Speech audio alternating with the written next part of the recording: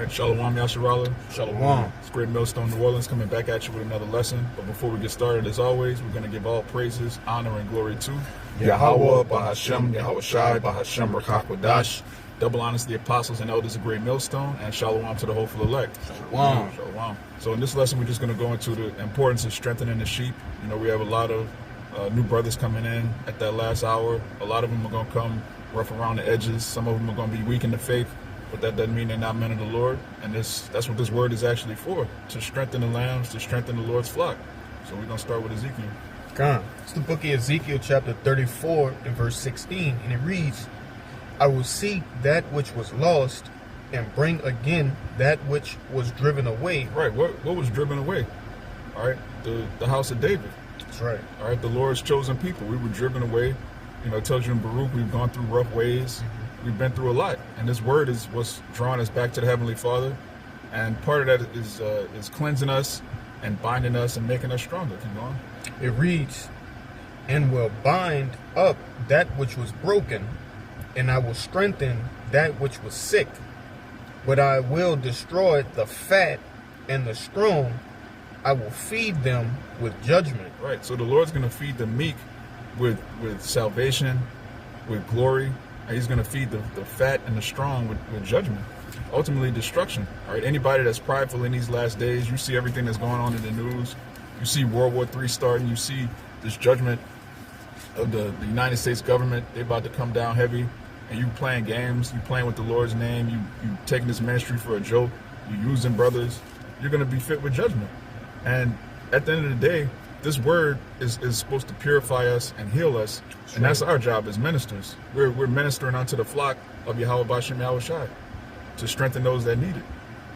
You got the Job? That's the book of Job, chapter 4, verse 3. It says, Behold, thou hast instructed many, and thou hast strengthened the weak hands. The words have upholden him that was fallen, and thou hast strengthened the feeble knees. Right, it says, thou hast strengthened the weak hands, thou hast strengthened the feeble knees. By what? Thy words. Read verse 4 again, Baba Bashar. It says, thy words have upholden him that was fallen. Right, thy words have upholden him that was fallen. This word, it boosts you up. No matter what state you're in, you could be, you could have a physical ailment, you could have a spiritual ailment, you're just weak in the faith. You hear about the kingdom of heaven, you hear, you know, we're above all nations, that Deuteronomy 7 and 6. You hear the Lord, what he's going to do to our enemies. It strengthens you, it gives you hope, the only hope we have in this world, because if your hope is in the Democratic Party or any party, if your hope is in democracy, America coming back, your hope is in crypto, or whatever your hope is outside of this world, it's going to be made manifest that it's folly. All right, it's vain. Everything outside of this word is vanity, because it's not going to come to fruition. The kingdom of heaven, Yahweh Shai and his thrones, that's going to happen. We're actually going to see Yahweh Shai come back, crack the clouds, and completely eradicate all of the world's armies and establish his chosen people at the top of that mountain. And that strengthens you. Just hearing about it. We could talk about the kingdom all day, literally. Brothers don't get tired of talking about the kingdom, man. It's a boost to our spirit. It's like, you got it? No, I just want to say that's the spirit that you said that, because, you know, I was having a friendly conversation with my pops. He understands what I do. You know, he know all the brothers and things of that nature. And, you know, he just asked me a question, and I told him, man, my favorite thing to go into is the kingdom, because it's never ending, and it's like your mind can't get tired of thinking of it, you know, because we don't see it yet, you know, but we have a sure hope of it to come. You see, so, you know, it was a spirit that you said that, because I literally, those words came out of my mouth. You know, I never get tired of speaking of the kingdom. John. You know? Yeah, that's the spirit. You know, and that goes back to that Romans 8. You know, if we had the kingdom already, what would we have to hope for? God. The Lord actually brought us low so that we could actually look forward to this kingdom being established, and we're not going to take it for granted, because we're always going to have a memory of Babylon and what the world looks like when it's governed by the wicked. So when the righteous are in authority, the people are going to rejoice. That's right. In fact, you can grab that in Proverbs 29 and 2. It's the book of Proverbs, chapter 29, verse 2. It says, when the righteous are in authority, the people rejoice, But when the wicked bear rule, the people mourn. Right, and we're in mourning right now because why? The wicked beareth rule. And if you don't have the truth, you don't really know why the so-called white man is doing the things that he's doing. It doesn't make logical sense why any person, any man would poison the food, the water, and the air that his own children have to consume. That doesn't make any logical sense. Then you find out, wait a minute, he's the devil. He was actually created to be the wicked. He was actually created to be a living example of how not to rule. Then it's like, okay, so if the Lord created him for that purpose, what's going to happen? Oh, he's going to take him out of power and put someone righteous in power. Going back to Sirach, the 10th chapter. It's going to be given to someone that's profitable. So that boosts your faith. That strengthens you. Because if you don't have hope, it tells you in Proverbs also that hope deferred maketh the heart sick. So anyone that doesn't have this truth, at some point it's like, man, there's no point in any of this. That's why people get addicted to drugs. They get addicted to sex with people that they really shouldn't be talking to. They get addicted to all sorts of vices because they know at the end of the day, they know that this world is getting worse and worse and worse, but they don't have a remedy. They don't have anything to look forward to outside of that. Yeah, because I wanted to make a point because they don't have no hope in nothing. That's right. As you mentioned with the title of this lesson, to strengthen the sheep. All right, that's the only ones that's going to be strengthened and confident on this side. All right, the 2/3, the other nations, they don't have anything to hope for, man. All right, but judgment and judgment from the Lord at that. You got it, though. I just want to make a point on that. I got your precept too. I got two of them jokers, but I got one just to back up with the brother. Basically, alluded to. This is the book of 2 Peter, chapter 1, and verse 19, and it reads, "We have also a more sure word of prophecy, whereunto ye do well that ye take heed, as unto a light that shineth in a dark place, until the day dawn and the day star arise in your hearts." And I want to get that word sure. Okay? And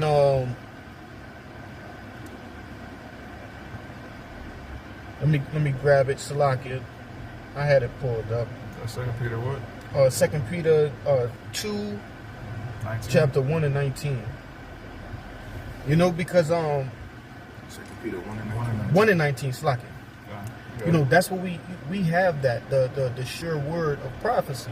You see, and grab that word sure, because that's gonna back up the point. All right, we understand the truth about these scriptures. We understand that everything in the scriptures will come to pass, just as it did in history, all throughout history. You see, so it's tweaking. It's gotta be on the internet. That's all right. I got it right here. This 2 Peter's. You got it already? Yeah, I read it for you. Yep. Bring it up. It's the word sure. Mm-hmm.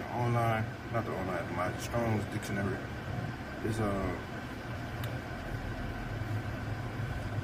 Strong's G 949. Bebayos. Mm-hmm. Bebayos. now it says stable, fast, or firm, a metaphor for trusting. You got it. All right, and that's what we have to hope for. Everything else, like the brother said, that these people hope for and believe in a society, whether it be politics, whether it be some sort of miraculous guy that just come out of the blue and says he's going to change. All right, hey, we have the complete opposite, because those things waver. They're not set up through the heavens. All right, they have no respect unto the heavens. Okay, but this thing that we have, it's respected in the heavens. This truth of ours, you see, and that's the reason why we hope and we have our full faith in this thing. You see, you got it up. Hey, look at what happened to all our people that had faith in Barack Hussein Obama back in 2008. Yes, we can. Yes, we can. Change is gonna come. That was nothing, man. That was 8 years of sodomy, man. Yeah, they became sodomites. They became simps. All right, and they just became lowered as a people. Yeah. Barack Obama's presidency was one of the worst things to ever happen to our people. They got even more complacent. They started thinking the government was their friend. And look what happened, man. Just 8 years, this nigga did nothing but raise the cost of health insurance and free sodomites to frolic and float around Canal Street, man. That's all he did. He didn't do anything for you Jakes, man. Neither did Jesse Jackson. All right, Martin Luther King. Yep. All right, Malcolm X. all of these niggas, they gave great speeches. They're really good orators. They could talk a hell of a game, but they don't. It's not backed by action. It's not backed by any type of actual change. The Lord is talking some wild, bold words, and He's That's going right. to back up every single syllable. Everything that you read, every prophecy is going to happen. All right, Esau is going into hardcore slavery. All of these heathens, that they're going to be beneath our feet. All right, our women are going to be in order again. The earth is going to be in order again. The animals, the water, everything's going to be pure. And it's funny, that you brought out that point, because all of those points that you made, they are completely contrary, all right, to the way things will be run. All right, and we look forward to things being run the right way. Yeah. All right, this is the only, you even have Jake out in the world, even heathens that understand that something's wrong here. Yeah. All right, if something's going on in this wicked ass kingdom. All right, but we have that one thing that gives you all of the answers to it being fixed. Yeah. You see? But you got it. And what does that do? That strengthens you. That's right. All right, having a sure word of prophecy, having something that's reliable, having an anchor to your soul, as it tells you in Hebrews. This word is an anchor to your soul. All of these things, these different doctrines, these news events, all right, whether it's major calamities, whether it's a celebrity, like trending, whatever fad, we have something that keeps us grounded, keeps us from just slipping away into That's right. nothingness. That's right. You see? Yeah, you got it. You got that. There's a book of Isaiah, chapter 35, verse 3.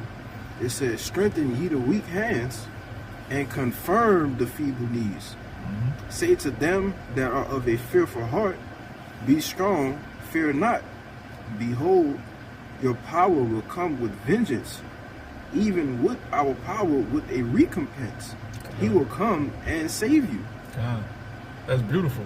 That's music to our ears, man. That's right. Think about when you were a little kid, you were in trouble. You know your big brother's coming. All right, when you know someone is coming to avenge you, it makes whatever you're going through easier to endure.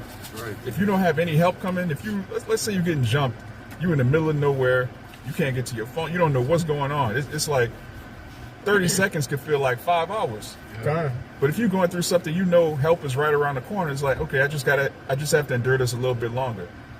Somebody's about to come and just mop the floor with all of these people. That's gonna strengthen you. It's gonna embolden you. Jake even take it too far on a wicked level. Jake get in the gang. Okay, I got my partners on. They Right. coming. So I'm gonna just be a even bigger nigga because I know these niggas are come through with the tillery. But in righteousness, all right, Yahweh Shai is gonna come and avenge His very elect, and that gives us the boldness to come out and preach this word. We don't back down from niggas. We don't back down from the heathen. We don't back down from the Rothschilds. No matter who thinks that there's somebody in this world, we know that they're nothing underneath Yahweh Shai.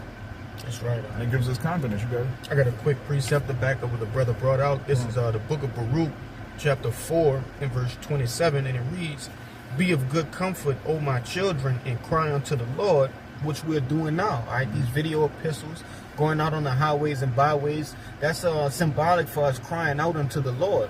All right, we're identifying the wickedness that's going on before our very eyes, and we're telling the Lord, hey, this is what's going on down here. All right, and we're in the midst of it. Okay, and it reads, "For ye shall be remembered of Him that brought these things upon you." You see, and hey, the Lord, He understands fully what we're going through. All right, the curses we under, the captivity we in, and He's going to redeem us from that. You see, and it started out. It said, "Be of good comfort."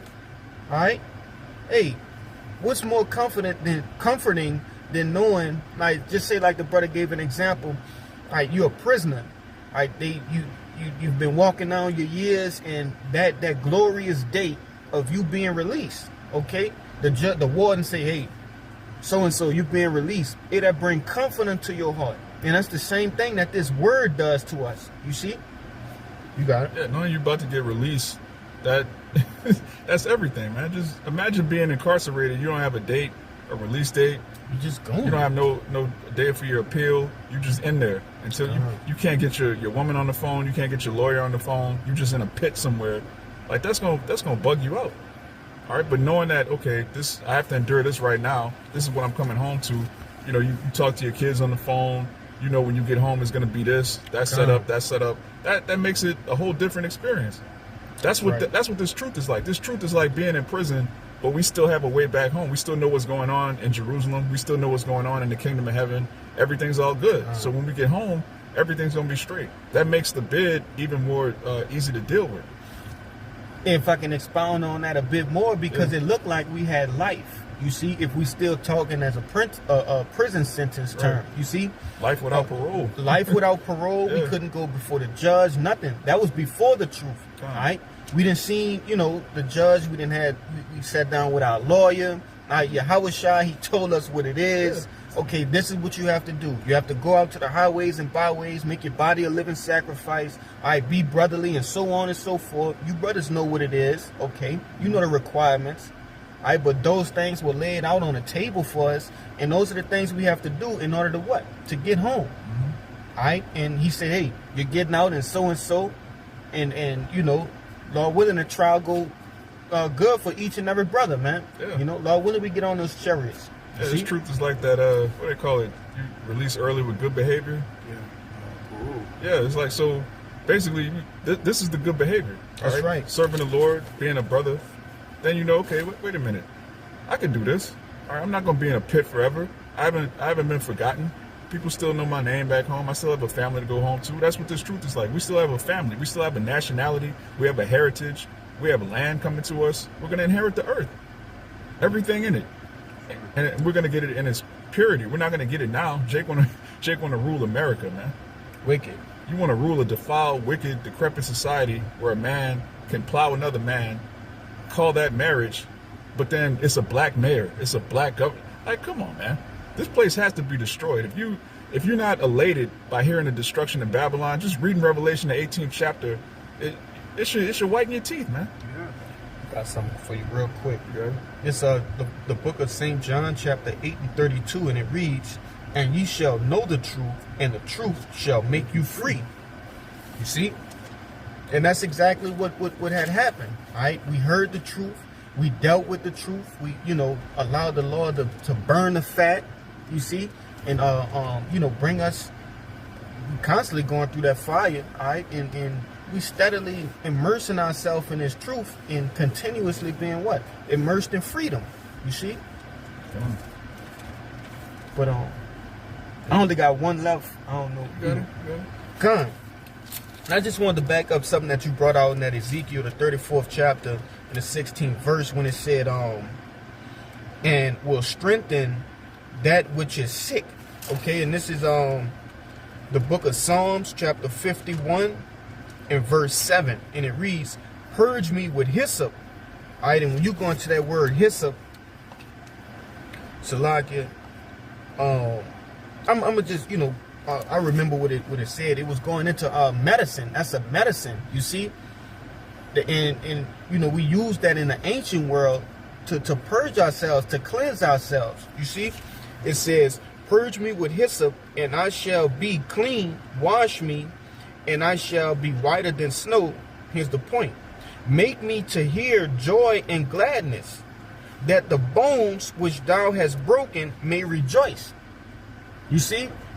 Okay, and before this truth, before this knowledge, wisdom, and understanding, our bones were broken.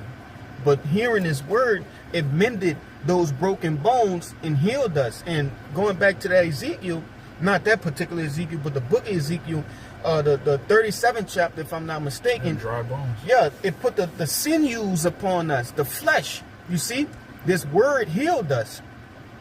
But, you brothers got it, man. Con. You can give me Acts 14 and 22. Con. Which are- There's 1 Corinthians chapter 15, verse 58. It says, therefore, my beloved brethren, be ye steadfast, unmovable, always abounding in the work of the Lord, for as much as ye know that your labor is not in vain.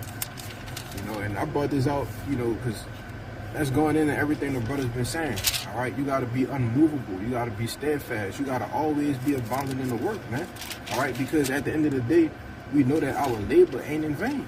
We know that there's a reward for everything that we're doing. All right, which is the title of this brother's lesson, and it's heavy, of strengthening the sheep, man. That's right. All right, strengthening the sheep consists of what? Exhorting, all right, comforting, and giving brothers what they call in the world motivation to continue in the faith, man. You know, which is why, because you know it's a reward, man. It's a reward, Jake. We ain't doing this for nothing, man. You know, and you just gotta hold there, hold fast, all right, and that you may endure to the end, Lord willing, and that we get up out of here, man. You got it, bro. Man, it's an honor to do this. Exactly. Like, we're chosen vessels from Yahweh Bashem Yahweh Shai to speak his words, to pour water on those dry bones, to strengthen his sheep, man. That's crazy, bro. I was just doing a lesson on that on my way here. Being appointed to teach is not a light thing, man. That's right. You know, that ain't light, but you got it, bro. So it's a heavy honor. It's a huge responsibility. And it's not something you should play with. Jake pick up the Bible and try to make every scripture mean what he wanted to say.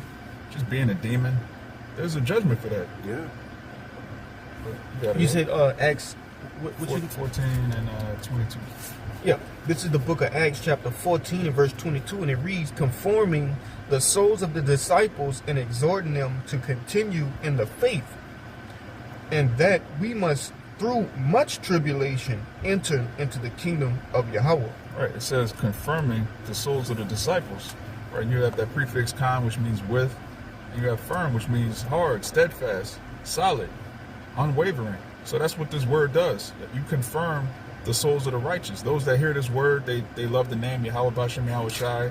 All right, they're not clamoring for Christ, making excuses why they can still call on a pagan idol, why they can still pray with the image of the so-called white man in their head, Cesare Borgia. All right, those that actually love this word, this marvelous light, and it does something to their spirit. It wakens them up. It brightens them up. That's what we're teaching, the Lord's sheep. And we're confirming their souls.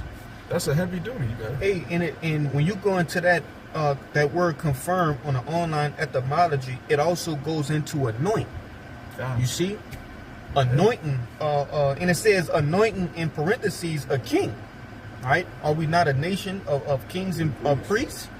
You see, so preaching this word and strengthening the flock, you're doing a heavy duty, man. But you got it, beloved. You get which album? You get John 21. It's just right there. You start at 15 and read to 17. It's John chapter 21, verse 15. It says, so then they had dined, and Yahushua said unto Simon Peter, Simon, son of Jonas, lovest thou me more than these? Question mark. He said unto him, Yea, Lord, thou knowest that I love thee. He said unto him, Feed my lambs.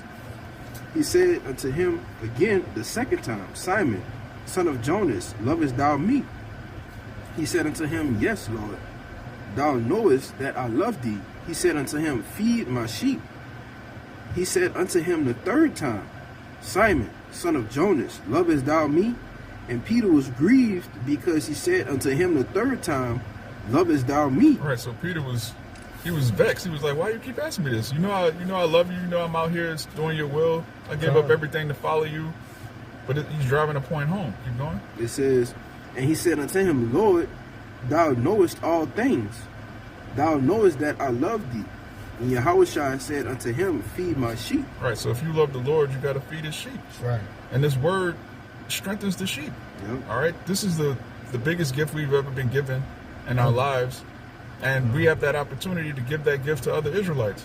The same way we woke up by hearing, this brother, this camp, this word going out from men of the Lord. Now you're part of the Lord's flock. You're part of his voice. So the Lord's using the same men that he woke up to wake up other men.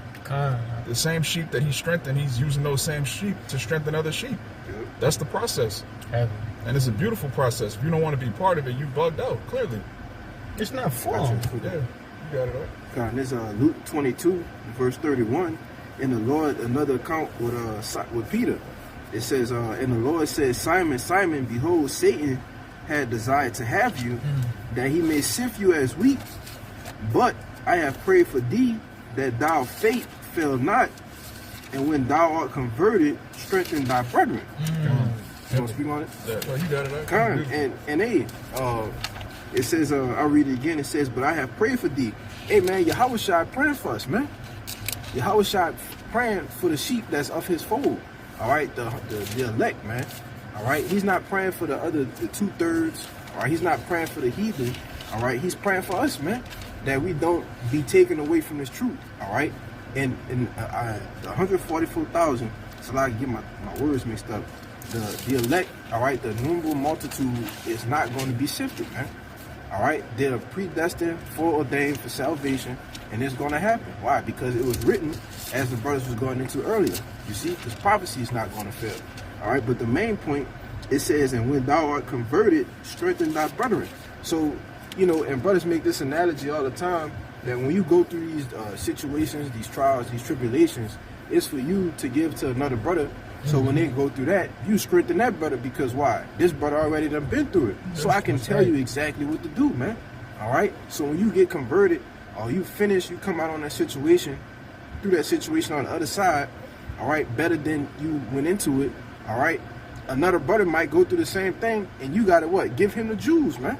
That's you right. know? To strengthen your brother, man. And that's what this all about, you got to do. Yeah, that's why the Lord said we're living epistles. That's right. Because when you go through something and you have a testimony, you're living evidence that the next brother could go through it and come out on the good side. Yes. Every single one of us, whatever we went through in our life, there's another one of the Lord's sheep that's going through it right now. And the fact that you made it, and you made it to where you are, you in the camp, you bringing it out, you going to this precept, that precept, and most importantly, your faith is on a 10. A brother whose faith is on a 2, he'll look at you like, man, okay, so you started, you heard about the truth just like me, you went through this just like me, you going through this with your girl, you went through that with your girl, you was put on child support, I'm on child support. Brothers have all sorts of stories, like, it's like, man, this brother went through all of this, and he's here doing, it could be a brother that you have an affinity to, or you watch on the video, you be like, okay, that's a man of the Lord right there. Yeah. Then you meet him, and you find out, man, he went through the same thing you went through. Like me. Yeah, just like me. And that does what? That strengthens you. That confirms your soul. All right? Because the Lord is not about, taking men that are just completely perfect and then putting them on high, and then the rest of Israel is just like, oh, okay, that's those the leaders right there. No, every man got to roll up his sleeves. The Lord got dirt on all of us. That's right. This is this is real. This is real life. All right? Even when you read the scriptures, King David went off. The apostles went off. Apostle Paul went way off. These men are men that fell and then came back up, man. That's the story of the scriptures, the story of the underdog. Even Yahushua himself, he went way off as Adam, went way off as Solomon. He came back and got it right perfectly. That's the story of Israel, man. That underdog story. And that's really what strengthens your soul. Even when you see a good movie, a good movie always has the protagonist, he's down, he's out. Everybody's counting him out. He's at a very low point.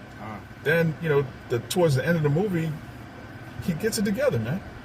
That's what strengthens you. You wouldn't want to watch a movie where somebody's just perfect the whole movie, nothing goes wrong. They're just amazing at everything. They get everything right. Then the credits roll. Like, what did I just watch? Yeah, it's trash, man. What the hell did I just watch, man? Got a precept for you. You got it. A bunch of garbage. It's the book of Proverbs, chapter 24 and verse 16, and it reads, "For a just man falleth 7 times, and riseth up again, but Right. the wicked shall fall into mischief." Right. Why does he fall 7 times and rise up again? Because he was strengthened. Come. When he was down, he was strengthened. There was some voice in his head that was like, man, I'm down, but I'm not out. I'm down here right now, but I'm not going to stay here. It's not my purpose to be down. And that's the story of Israel. It's not our purpose to be at the bottom. We weren't created to serve heathen.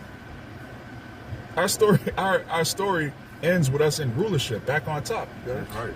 And when you read that in the NIV, it says the righteous man falleth 7 times. So what would be the purpose of a righteous man falling 7 times if he's righteous? Hey, to do what?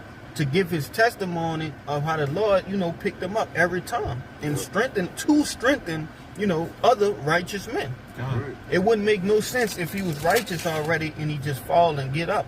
Nah, he got to fall a complete number of times, to learn, to be able to give that knowledge, wisdom, and understanding out to other men.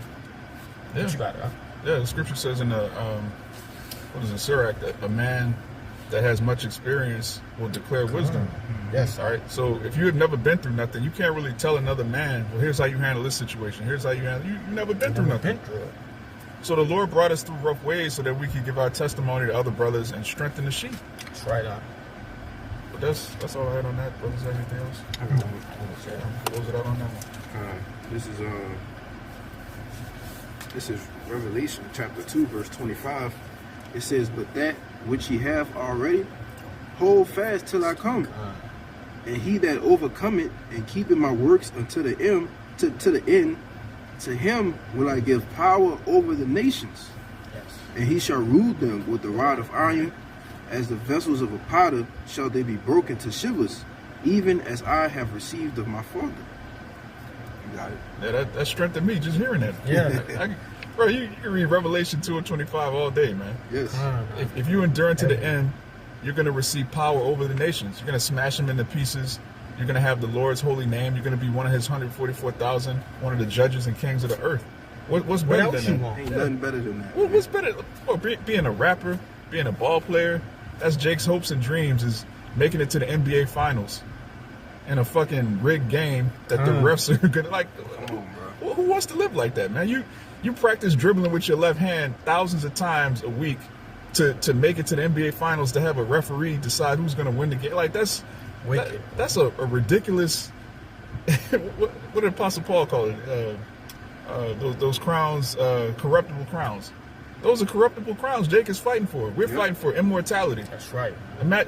When you're a man of the Lord, you're going to be the head over your whole province forever.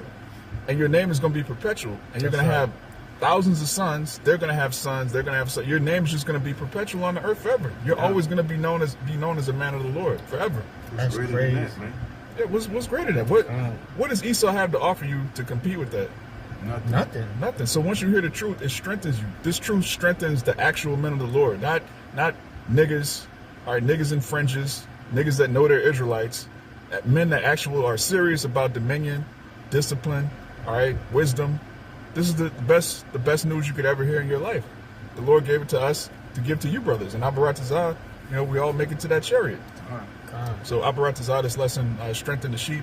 We're going to give all praises, honor, and glory to Yahweh, Bahashem, Yahweh Shai, Bahashem, Rachak Wadash.